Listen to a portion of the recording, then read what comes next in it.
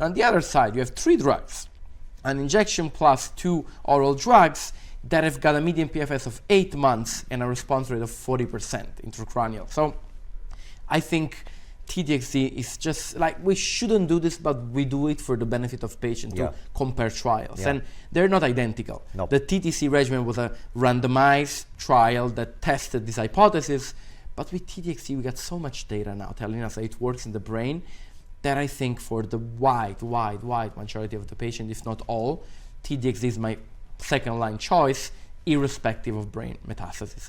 Probably the main category of patients where I may have concerns is those with lung comorbidities, because one thing that was observed in the DESTINY-Breast12 is that the rate of ILD was a little higher compared to DESTINY-Breast03, and also there were several fatal cases of ILD, about 2%, basically telling us that this population of patients with brain mets is probably a more vulnerable population. They are under steroids to reduce the edema, and so it's important to remember that some of these patients may be at risk for ILD, and probably I may use something different first. But we're talking of a minority.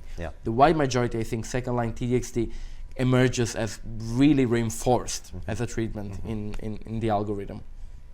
Amazing. We are agreeing. I love it. I love when we agree. All right, so let me give you one of the scenario that's not uncommon that we're gonna be facing now that we're gonna use TDXD with patients with brain mets. A lot of time, you wanna start this therapy right away because it's very effective, but at the same time, your radiation oncology colleagues, and I'm sure everybody faces it, wants to also radiate. What would you tell them? Can they do it concurrently, or should they do the radiation first, then start the ADC? Or if they start the ADC, take a break and then resume later? What would you tell them, and why?